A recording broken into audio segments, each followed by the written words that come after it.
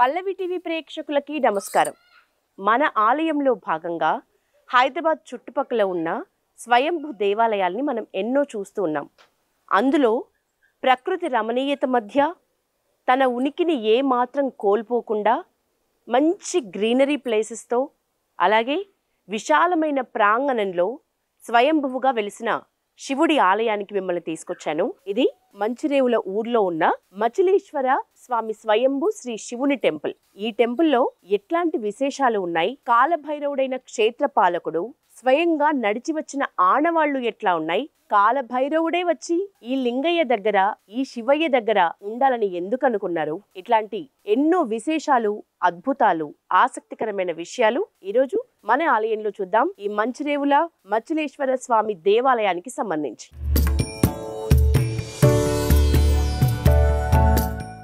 ప్రకృతి ఒడిలో ఉన్న మంచిరేవుల మచిలీశ్వర స్వామి ఆలయానికి సంబంధించిన మెట్లు మనకి ఇక్కడి నుంచి మొదలవుతాయి. ఈ మెట్ల ద్వారానే క్షేత్ర పాలకుడైన వీరభద్రస్వామి నడుచుకుంటూ వెళ్ళి మచిలీశ్వరుని దర్శించుకున్నారు. ఇంత ఘన చరిత్ర కలిగిన ఈ ఆలయంకి చాలా సునాయాసంగా ఎక్కగలిగేలా మెట్లు పురాతన కాలం నుంచి లేవు. ఇది ఒకప్పుడు పెద్ద గుట్ట, అడవిలాగా ఉండేది. రాను రాను కాలక్రమేణా మెట్లను భక్తుల సౌకర్యార్థం ఏర్పాటు చేశారు. ఆ మెట్లు ఇక్కడి నుంచి స్టార్ట్ అవుతాయి.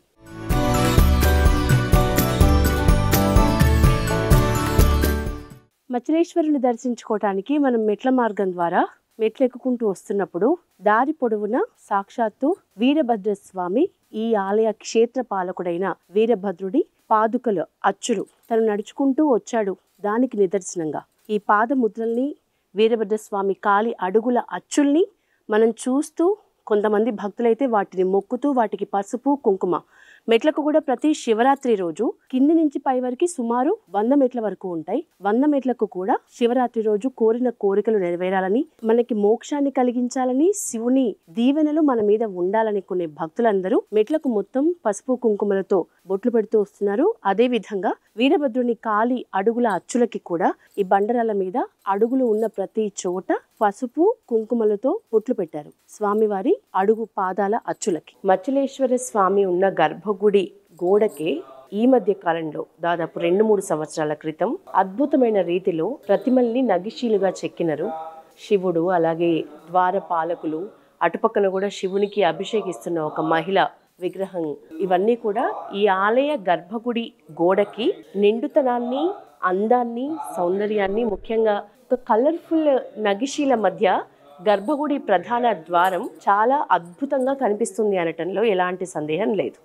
ఈ మచిలీశ్వర స్వామి సేవలో 50 ఏళ్లుగా తరిస్తున్న పూజారి గారు నాగేంద్రయ్య గారు మనతో ఉన్నారు. వారిని అడిగి ఆలయ విశిష్టత, అలాగే వీరభద్ర స్వామి ఇక్కడికి స్వయంభూగా వెలిసిన చరిత్ర తెలుసుకుందాం. నమస్తే నాగేంద్రయ్య గారు, ఇది మొదట శివ ఆలయమా లేక వీరభద్రస్వామి స్వయంభువుగా ఉన్నారు కాబట్టి వీరభద్రస్వామి ఆలయమా? ప్రముఖ ప్రాధాన్యత ఎవరు? లింగము మున్పడిది. భక్తులు వీరభద్రస్వామిని క్షేత్రపాలుడుగా అఘోరమైన మంత్రం చేసి వీరభద్రని ఆహ్వానం చేసినప్పుడు కొన్ని గుర్తులు ఉన్నాయి ఇక్కడ. ఆ గుర్తుల మీద వీరభద్ర మూల మంత్రం జపం చేసుకుంటా చేసినందుకు వీరభద్రుడు నడుచుకుంటూ వచ్చిందన్నట్లు ఒకటి ఆధారం. మళ్ళీ ఏంటంటే వీరభద్ర స్వాముడు వచ్చినప్పుడు 2 గుండ్లు వలిపోయినాయి. ఒకటి సిడీల మధ్యన ఒకటి వస్తుంటాయి. మళ్ళా దేవస్థానం పక్కకు ఇక్కడ శివుని విగ్రహం ఉన్నది, అక్కడ ఆ పక్కకు ఆ బండ కూడా అప్పుడు వలిగింది అన్నట్లు. ఇది నాకు ఎవరు చెప్పినంటే, ఇది మానాడి శ్రీశైలం అంటే ఆయన ఇంటి దేవుడు, ఆయనకు మసీరాబాద్ ఆయన కాలం చేసి ఇప్పుడు చాలా సంవత్సరాలు అయిపోయింది. ఆయన చెప్పిండు నాకు. ఇది వాళ్ళ తాత వాళ్ళకి చెప్పిండు అనమాట. ఈ శ్రీశైలం తాత ఈ శ్రీశైలం చెప్పిండు అనమాట. శ్రీశైలం నాకు చెప్పిండు. ఈ గుర్తులు వీరభద్ర స్వామి మూల మంత్రము చేసి రాపిడి చేసిన గుర్తులు. వీరభద్ర వాళ్ళ భక్తికి వీరభద్ర స్వామి నడుచుకుంటూ వచ్చిందన్నట్లు ఒకటి ఆధారం. మచిలీశ్వర స్వామి ఈ లింగం, స్వయంభూ లింగంకి ఎన్నేళ్ల చరిత్ర ఉన్నట్లు? ఇది 1000 సంవత్సరాలు అని చెప్తాం కానీ 100 అని చెప్పనికి లేదు. ఎందుకంటే ఇది ఈ లింగం ఇప్పుడు ఎంతో మంది భక్తులకు దర్శనం ఇస్తుంటాడు. ఇక్కడ జిందా, ఇది జిందా సమాధి అనుకుంటాను నేను చెప్పినట్లు.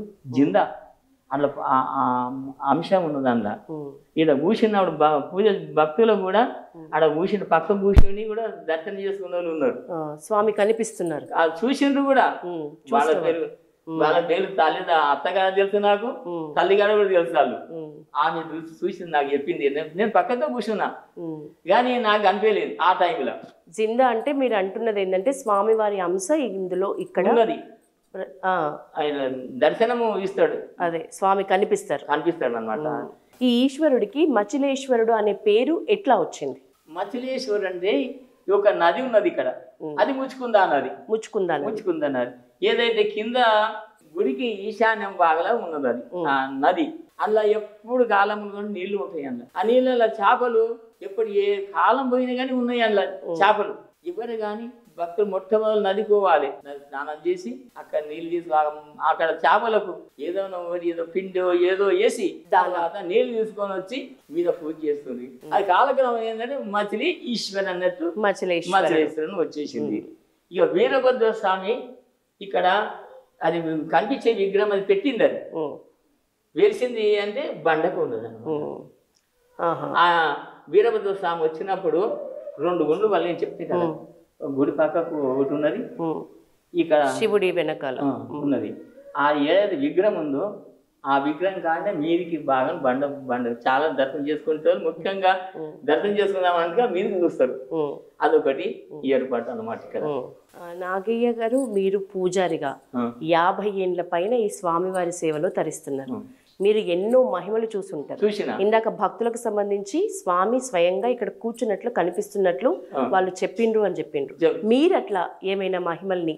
మేము 50 సంవత్సరాల కింద మా కుటుంబము అప్పుడు చాలా పరిస్థితి చాలా వెనుకబడి ఉండే. అప్పుడు మా ఫాదర్ చనిపోయిండు. చనిపోయినప్పుడు నేను ఎక్కడ నాకు ఆలోచన రాలేదు, పోవాలి గుడికాడికి పోవాలని. రాత్రి 9 గంటలకు వస్తుంది. ఎక్కడి నుంచి వస్తుండేవారు? మంచిర్యాల ఊళ్ళో నుంచి ఉంటుంది. మంచిర్యాల ఊరు నుంచి ఈ ఆలయానికి. అప్పుడు కరెంటు లేదు, ఎక్కడ చూసి నేను ఒక్క దీపం కనిపించకుండే. 45 ఏళ్ళ కింద ఒక్క దీపం ఏడ కనిపించకుండే. ఈ చెట్టు దగ్గర రాంతాన్ని శబ్దం వస్తుంది. ఈ చెట్టులో పాములు ఉన్నట్లు ఏం వస్తుంది. అయినా కానీ నేను రావాలంటే రావాలి. అయితే 35 రోజుల నాటికి వస్తుంటే ఒకటి ఎలుగులాగా వచ్చేసింది. ఆనాడు లేట్ ఆలస్యమైంది. 12:30 అవుతున్నది ఆ టైము. నేను వస్తున్న గుళ్ళకి వస్తుంటే లైట్ లాగా వచ్చేసింది. లైట్ రాదని ఇది ఏంటి లైట్ అని చూసినా దానికి సింహం లాగా వచ్చేసింది. అది మీద పడ్డట్లు అనిపించింది. భయపడ్డారు. భయపడి కీకలు పెట్టినా. నాకు అది తెలుసు. ఇక కూర్చుని పోయినా. ఒక 5 నిమిషాలు కూర్చున్నా 10 నిమిషాలు తెలియదు నాకు. ఇట్లా లేచేవరకు ఏమి లేదు. లేకపోతే ఏం చేస్తే మళ్ళీ గుర్తొచ్చింది. ఇక ఇక్కడికి వచ్చి గుర్తొచ్చింది, గుళ్ళనే ఉంది. ఇక మళ్ళీ అప్పుడు ఆలోచిస్తుంది ఇది ఇట్లయింది, ఇది ఏమైంది అనుకొని ఆనాడు ఒక సాధు మహారాజు నాకు వచ్చి ఇదంతా నీదే చూడు అని చెప్పింది. నాకు అప్పటి నుంచి మనసు అనేది ఎక్కువ ఇక్కడ ఉంది ఉన్నది. ఎన్ని ఏళ్ళు ఉంటారు మీరు అప్పుడు? అప్పుడు 16-17 ఏళ్ళు. ఇంకా అందుకే ఈ గుడికి ఇంకా మీరు దాసోహం అయినారు. భక్తులకే కాదు పూజారులు కూడా మహిమలు చూడగలిగినారు ఇక్కడ. భక్తులు కూడా చూడగలిగారు. భక్తులు చెప్తుంటారు, నాకు చెప్తుంటారు 2 రోజులకి దర్శనం అయింది. మేము అందుకోసం ఆలోచన చెప్తుంటున్నాం. ప్రతి ఏడు ఏ పండుగలు విశేషంగా జరుగుతాయి? మహాశివరాత్రి మాఘమాసంలో ముఖ్యంగా అదే చాలా కాలం నుంచి కూడా అదే చేస్తున్నాము. ఇక్కడ అమ్మవారికి చోటు ఎందుకు లేదు? ఇక్కడ ముఖ్యంగా ఏం చేసిందంటే అర్ధనారీశ్వర లింగం అని నమ్ముకుంటారు కొంతమంది. ఇప్పుడు ఏంటంటే లింగం దగ్గర ఒక పద్ధతి ఏముందంటే అన్ని లింగాలలాగా లేదు. ఇది లింగాల చుట్టుముట్టు మండల దీక్షకు సంబంధించిన లింగాలు ఉన్నాయి చుట్టుముట్టు. ఆ నీళ్ళు అనేవి 2 పక్కల నుంచి పోతాయి. ఒక పక్కకొని సగం పోతాయి నీళ్ళు, ఒక పక్కన సగం పోతాయి. నమ్ముకునేది అంటే కొందరు భక్తులు ఏం చేస్తారు, ఒక పక్కకు పసుపు పూస్తారు, కొందరు పక్కకేమో విభూతి పూస్తారు. అర్ధనారీశ్వర లింగం అన్నట్టే నమ్ముకుంటారు. వాళ్ళ భక్తులకు ఏం చేసిందనమాట, కింద ఒక అమ్మవారు చిన్నగా రూపంలాగా చిన్న పిల్లలాగా కనిపించింది. అమ్మవారు చిన్న రూపంలాగా కనిపించింది. ఆమె పోతే ఏమి నవ్వుకుంటూ పోతుంటే ఆయన చూసి ఇది ఎవరి పిల్లను అనుకున్నాడు. మళ్ళీ తర్వాత మీదకి వచ్చే వరకు అదే రూపం మళ్ళీ కనిపించింది. ఆయన మనసులోకి అరే కింద కనిపించింది, మళ్ళీ నేను వచ్చే వరకు మీద ఉన్నది. ఈ మాట అయ్యగా చెప్పేదేమో ఇట్లా అమ్మవారు ఇట్లా ఏదో సింహం చూపినట్టు చెప్తున్నాడు. అందుకోసానికి అమ్మవారి గురించి ప్రయత్నం చెయ్యి నువ్వు, అవుతుంది అని చెప్పిండు. గుడికి తయారయింది కానీ విగ్రహ ప్రతిష్ఠ కాలేదు. ఇక్కడ శివాలయం కిందకు ఉంటుంది, అమ్మవారు పైన ఉంటుందని ఆలోచన చేసిన. ఆ విధంగానే చేసిన గుడికి సుమారు భక్తులు 1 కోటి రూపాయలు ఖర్చు పెట్టిన దాని గురి అంత పెద్దగా ఉన్నది. ఇప్పుడు మీరు చూస్తే తెలుస్తుంది, అంత పెద్దగా ఉన్నది అనమాట.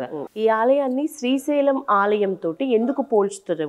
పక్కకు నది, ఈ దేవాలయం నుంచి కిందికి వస్తుంటే ఈశాన్యం దీపం ఉంటుంది. ఈశాన్యం దిక్కున నది ఉన్నది, ముచ్చుకుందా నది. అది పడమటి దిశ నుంచి వచ్చి ఈశాన్యం దిక్కి 1 కిలోమీటర్ పోతుంటది అనమాట. అదేమో పర్వతము, ఇదేమో గుట్ట. పద్ధతి అయితే ఈశాన్య దీపం ఉన్నది, శ్రీశైలం చూసింది అదే ఉన్నది, ఈడ కూడా అదే ఉన్నది. వాళ్ళదేమో పెద్ద కికారణ్యం, అది ఇది చిన్న కికారణ్యం. ఎన్ని ఎకరాలు ఉంటది? సుమారు ఇది 330 ఎకరాల. నంబర్ ఒకటే నెంబర్. ఇన్ని వేల సంవత్సరాల చరిత్ర ఉన్న ఈ ఆలయం ఇంత విశాల ప్రాంగణంలో, ఇన్ని ఎకరాల్లో, ఇంత పెద్దగా ఉంది, ఇంత మంచిగా గుట్ట మీద ఉన్నట్లు ఉంది. ఎందుకు అంత ఈ స్థాయిలో, చరిత్ర ఉన్నంత స్థాయిలో వెలుగులోకి ఎందుకు రాలే? అంటే ఇది కీకారణ్యం. ఇది అప్పుడు చిరుతపుల్లు ఉంటుండే. 40 ఏళ్ళ కింద చిరుతపుల్లు అంటే మీరేమేమి చూసిండ్రు ఈ గుట్ట మీద మీ చిన్నప్పటి నుంచి ఇప్పటి వరకు? పెద్ద పెద్ద పాములు, 10 ఫీట్లు 15 ఫీట్లు ఉన్నటువంటి సర్పాలు కూడా ఉండే, ఇప్పుడు కూడా ఉన్నాయి. ఇక్కడ ఈ గుట్టకు రాళ్ళు కొట్టుకొని బతికిండు. బర్మలు పెట్టుడుకు ఆ చిత్తపుల్లు అవన్నీ పోయినాయి. లేకుంటే గుహలు, ఎన్నో గుహలు చిత్తపుల్లు ఉన్నటువంటి స్థావరాలు ఎన్నో ఉన్నాయి. ఇది ఏమైపోయిందో అంటే ఇది దేవుంది అన్నట్లు కూడా ఏమో తెలియదు. ఇది గవర్నమెంట్ జాగా అన్నట్టు చేసుకున్నది, కానీ ఆ నంబర్లో దేవుడు ఉంది అన్నట్లు ఎవ్వరికి కూడా తెలియదు అనమాట. వీళ్ళు గింత పూజలు గింతగా ఉంటారు ఇట్లా అనుకుంటారు, కానీ ఇది విశాలమైనటువంటి దాక ఎవరు దీన్ని పట్టించుకోక. ఈ ఆలయానికి ఇప్పుడు ప్రస్తుతం ఇమ్మీడియట్గా కావాలంటే ఎట్లాంటి అవసరం? ఇప్పుడు అభివృద్ధి ఎక్కడ జరిగితే బాగుంటది ఈ ఆలయానికి సంబంధించి? ఇప్పుడు వచ్చిన భక్తులు గుట్ట మీదకి రావాలి. వచ్చిన భక్తులు ఇప్పుడు ఏం చేస్తున్నారంటే, మంది ఎక్కువ వచ్చాక ఏం చేస్తున్నారంటే, అక్కడ గోపాలస్వామి గుడి ఏరియాలో పొలంలో ఆపుతున్నారు. అక్కడ నుంచి 1 కిలోమీటర్ నడుచుకు రావాలి. నడవలేకపోతున్నారా? లేకపోతే ఇక్కడ జాగా లేకపోతేనా అంత దూరంకి నడుచుకొని రావాలి. మళ్ళీ ఎండలు నడుచుకుంటూ పోవాలంటే కొంతమంది గాబరా అయిపోతుంది, కొంతమంది ఆ ఎండలకు. అందుకోసానికి గుడి చుట్టూ 3 జాగలు లేనట్లు కాదు. ఈ గుడి చుట్టూ ఉన్నటువంటి జాగల పడ కాలు దగ్గరికి రావాలి. ఒక 500 గజాలు 1000 గజాల లోపలనే ఉండాలి ఉన్నటువంటి పార్కు అనేది, పార్కింగ్ ప్లేస్ పెట్టాలి. మళ్ళీ ఎప్పుడైనా కానీ భక్తులకు మంచిగా సవలతు కావాలి అంటే దగ్గరికి రావాలి. మీరు కోరుకునేది మీ కోరిక నెరవేరాలని మా పల్లవి టీవీ తరపున మనస్ఫూర్తిగా కోరుకుంటున్నాం. ధన్యవాదాలు. ముఖ్యంగా ఈ శివయ్యను, ఈ లింగాన్ని ఇక్కడ ఎవరు ప్రతిష్ఠించారో కూడా తెలియనంత పురాతనమైన ఆలయం ఈ మచలేశ్వర స్వామి ఆలయం. అయితే ఈ ఆలయానికి వచ్చిన భక్తులు మాత్రం ఇక్కడున్న ఈ కట్టడాల్ని, ఈ రాతి గుహల్ని, ఇలాంటి స్తంభాల్ని చూసి ఖచ్చితంగా మనకు మనస్ఫూర్తిగా అనిపిస్తుంది ఈ మచలేశ్వర స్వామికి వేల సంవత్సరాల చరిత్ర ఉంది అని. సొరంగంలో ఉన్న లింగాన్ని చూసినప్పుడైనా, లింగం ఈ ప్రధాన ద్వారం బయటికి రాగానే కనిపిస్తున్న ఇట్లాంటి ఆకారాలు, ప్రాకారాలైనా మనకు ఆ అనుభూతిని ఖచ్చితంగా ఇస్తాయి. మచలేశ్వర స్వామి ఆలయంలో మనము నిత్యం మన ఇళ్లల్లో మామూలుగా చాలా గుళ్ళల్లో చూసే విభూది ఉండ ప్రత్యేక ఆకర్షణగా కనిపిస్తుంది. ఎందుకంటే నేను చూసిన ఏ ఆలయాల్లో, మీకు చూపించిన ఏ ఆలయాల్లో విభూతి ఉండ ఇంత భారీ స్థాయిలో, ఇందులో కూడా శివుడే కనిపిస్తున్నాడా అన్నంత భారీ స్థాయిలో నేనైతే ఏ ఆలయాల్లో చూడలేదు. అంత పెద్ద భారీ స్థాయిలో ఇక్కడున్న విభూతి ఉండ భక్తుల్ని చాలా ఆకర్షిస్తుంది. అలాగే కొన్ని 100 ఏళ్ళు 1000 ఏళ్ళు వచ్చే భక్తులకి ఈ విభూతి ఉండ ఇంకా తరతరాలకు మన నుదుటిని బొట్టునై నిలుస్తుంది.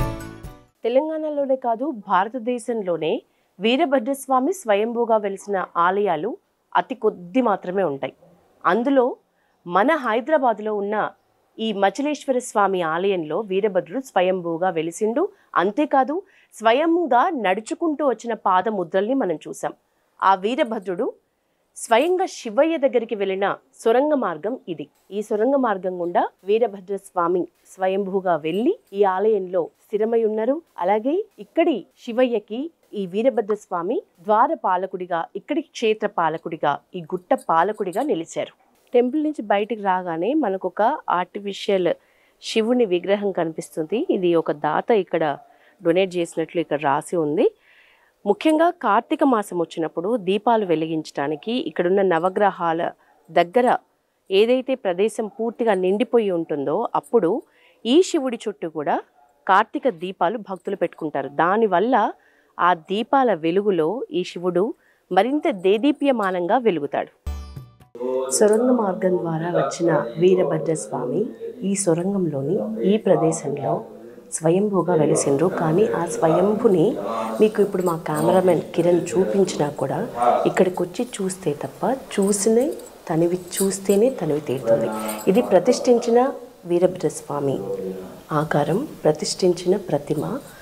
నిజంగా స్వయంభూగా ఉన్న వీరభద్రస్వామిని చూడాలంటే ఖచ్చితంగా ఈ ఆలయానికి వచ్చి ఇక్కడ పైన ఉన్న వీరభద్రుడిని దర్శించుకోవాల్సిందే. ఈ వీరభద్రస్వామినే ఈ సొరంగ మార్గం గుండా ఈ శివుడి దగ్గరికి రావాలని నడకతో వచ్చిన అడుగులు మనం చూసాం.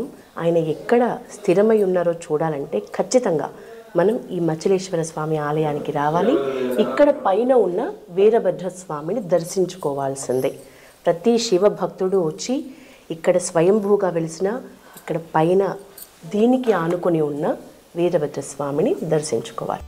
ఒకటే సర్వే నెంబర్ మీద 330 ఎకరాల ప్రాంగణం ప్లేస్ ఈ మంచిరేవుల ఆలయం. ఈ మచిలేశ్వర స్వామి ఆలయం ఉన్న ఈ ప్లేస్ ప్రాంగణం అంతా ఎంత పెద్దగా ఉంది. కనుచూపు మేరలో పెద్ద పెద్ద అపార్ట్మెంట్స్, మన కాంక్రీట్ జంగిల్, ఆ రోడ్ అన్నీ ఇక్కడి నుంచి ఈ గుట్ట మీద నుంచి స్పష్టంగా కనిపిస్తున్నాయి. సాయంత్రం వేళల్లో ఇక్కడ నిలబడితే ఈ గుట్ట చుట్టూ అసలు అడవిలోనే ఈ మచిలేశ్వరుడు ఈ సొరంగంలో ఇప్పుడు మనం చూస్తున్న ఆ రెండు పెద్ద పెద్ద బండలు ఏవైతే ఉన్నాయో ఆ బండల మధ్యలో ఉన్న గ్యాప్ లో కరెక్ట్ గా శివయ్య లింగం ఉంది. ఏదైతే మచిలేశ్వరుడు స్వయంభూగా వెలిసిన లింగం ఏదైతే ఉందో ఆ లింగమే మొదలు. ఆ లింగాన్ని ఆ శివయ్య దర్శనం కోసం నేను ద్వారపాలకుడిగా ఈ గుట్టకి ఈ శివుడికి ఉండాలనే ఉద్దేశంతో స్వయంగా వీరభద్రస్వామి నడుచుకుంటూ ఈ సొరంగానికి వచ్చి అక్కడే వెలిశాడు. ఆ రెండు కుండలు తమ ఉనికిని కోల్పోలేదు. ఆ కొండలు, ఆ పెద్ద బండలు ఎట్లా ఉన్న స్థితి అట్లనే మనకు కనిపిస్తుంది. ఇంకా అవి పెద్ద స్థాయిలో ఉండే రాను కాలక్రమంలో కొంత పగలగొట్టిన పరిస్థితి కూడా మనకు నాగేంద్ర శర్మ గారు, నాగేంద్ర అయ్య గారు మనకు చెప్పిండ్రు. కానీ ఆలయం చుట్టుపక్కల ప్రాంతం అయితే ఏమాత్రం చెక్కు చెదరలే. ఒక అడవిని ఈ శివుణ్ణి తన ఒడిలో చేర్చుకుందా అన్నంత ఫీల్ వచ్చే విధంగా మనం ఇక్కడికి వచ్చి కాసేపు గడిపితే అనిపిస్తుంది. మచిలేశ్వర స్వామి ఆలయ ప్రాంగణంలో పురాతనమైన రాతి కట్టడాలతో కూడిన విశాలమైన కళ్యాణ ప్రాంగణం ఉంది. ఈ కళ్యాణ కట్ట మీదే స్వామికి అమ్మవారికి ఇద్దరికి ప్రతి శివరాత్రికి సంవత్సరానికి ఒకసారి కళ్యాణ ఘట్టాన్ని చేస్తారు. స్వామివారి కళ్యాణాన్ని తిలకించడానికి శివరాత్రి రోజున మచిలేశ్వర స్వామి ఆలయానికి లక్షల సంఖ్యలో భక్తులు వస్తారు. ఈ ఆలయం చుట్టూ ఉన్న పరిసర ప్రాంతాలు, ప్రకృతి ఒడిలో ఉన్న ఈ కళ్యాణ కట్ట ఏ శివభక్తుడైనా ప్రశాంతమైన వాతావరణంలో శివుణ్ణి దర్శించుకుని కాసేపు ఆహ్లాదకరమైన వాతావరణంలో ఉండి వెళ్ళాలి అనుకుంటే తప్పకుండా రావాల్సిన గుడి మచిలేశ్వర స్వామి గుడి. సాధారణంగా ఆలయాల్లో రావి చెట్లను మనం ఎక్కువగా చూస్తూ ఉంటాం. కానీ ఇక్కడ మచిలేశ్వర స్వామి ఆలయంలో బండజువ్వి చెట్టు ఉంది. ఈ బండజువ్వి చెట్టు పేరులోనే మనకు తెలుస్తుంది ఇది ఎంత పురాతనమైంది అనేది. వేల సంవత్సరాల చరిత్ర ఉన్న వటవృక్షాల్లాగా పెరిగిన వాటి ఊడలు ఎక్కడి వరకు విస్తరించిన చెట్లు మనం చాలా తక్కువ అరుదుగా చూస్తూ ఉంటాం. దీని ఊడల్ని చూస్తే ఇక్కడి నుంచి టెంపుల్ దాటి ముందు మెట్ల మార్గం వరకు దీని ఊడలు కొనసాగింపు, వాటి ప్రవాహం అట్లా కొనసాగింది అన్నట్లుగా కనిపిస్తుంది మనకి. ఇంత పురాతనమైన చెట్లని సాధారణంగా ఆలయాల్లో కనిపించడం చాలా అరుదు. ఈ చెట్టు కూడా మనకు ఒక గట్టి నిదర్శనం ఈ ఆలయానికి వేల సంవత్సరాల చరిత్ర ఉంది అని చెప్పడానికి. ఈ మచిలేశ్వర స్వామి ఆలయానికి సంబంధించిన గోశాలలో మనం ఉన్నాం. ఈ గోశాలకి సంబంధించి ఒక 25 ఆవుల వరకు ఇక్కడ పశు సంపద ఉంది. దీన్ని చక్కగా ఇక్కడ చూసుకుంటున్నారు. ఇవి పుష్టిగా ఉన్నాయి, మనం చూడొచ్చు. వెనక కూడా ఇదొక గోశాల, అలాగే వెనక కూడా ఇంకో గోశాల ఉంది. ఆ గోశాలను కూడా మనం చూడొచ్చు. సుమారు 25 కూడా ఇక్కడ ఎంతో పుష్టిగా ఉన్నాయి. నాకు అది మంచిగా అనిపిస్తున్న విషయం. వీటికి దానా అన్ని విషయాల్లో కూడా చాలా చాలా శ్రద్ధ తీసుకుంటుంది ఆలయ కమిటీ అని చెప్పొచ్చు. గోశాలకు సంబంధించి మరో పశు కొట్టాన్ని మనం చూస్తున్నాం. ఇక్కడ కూడా సుమారు 8 వరకు ఉన్నాయి ఆవులు. వీటి సంపద అలాగే ఇవి ఇక్కడ ఉండటం వల్ల వచ్చిన భక్తులకి కూడా ఒక పల్లెటూరి వాతావరణానికి మనం వచ్చామనే ఒక స్వచ్ఛమైన అనుభూతి ఇవ్వటంలో ఈ గోశాలలు ఉన్నాయనటంలో ఎలాంటి ఆశ్చర్యం. బండరాళ్ళ మీద పెద్ద పెద్ద కొండల మీద చిన్న గుంత పడాలంటే ఎంత ర్యాపిడ్ చేయాలి అంటే, ఒక మనిషి బండ మీద గుంత చేయాలంటే ఎంత కష్టసాధ్యమో మనకు తెలుసు. ఈ మచిలేశ్వర స్వామి ఆలయం పరిసర ప్రాంతంలో ఉన్న గుట్టపై, కొండపై, ఈ బండరాళ్ళపై చాలా చోట్ల మనం ఈ ర్యాపిడ్ గుంతల్ని చూడొచ్చు. ఇవి మహా ఋషులు, మునులు శివుని కోసం తపస్సు చేసేవాళ్ళు. వాళ్ళ సంఖ్యను లెక్క పెట్టుకోవడానికి, అలాగే శివుణ్ణి దర్శనం చేసుకోవడానికి తీవ్ర స్థాయిలో రోజుల తరబడి, నెలల తరబడి, సంవత్సరాల తరబడి తపస్సులో మునిగినప్పుడు ఆ లెక్క కరెక్ట్ గా ఉండటానికి, ఆ దర్శన భాగ్యం కోసం చేసే ఈ రాపిడి గుంతలు మనం ఇంకెక్కడా చూడం. కేవలం ఈ మచిలేశ్వర మంచిరేవుల గుట్టమైందే ఇట్లాంటి రాపిడి గుంతలు మనకు చాలా చోట్ల దర్శనమిస్తాయి. ఆలయ విస్తరణలో భాగంగా మచిలేశ్వర స్వామి ఆలయానికి కొంచెం పక్కనే ఒక అడుగుల దూరంలోనే సాయిబాబా ఆలయాన్ని నిర్మించారు. ఆ నిర్మించిన ఆలయాన్ని, సాయిబాబాని మనం దర్శించాలి.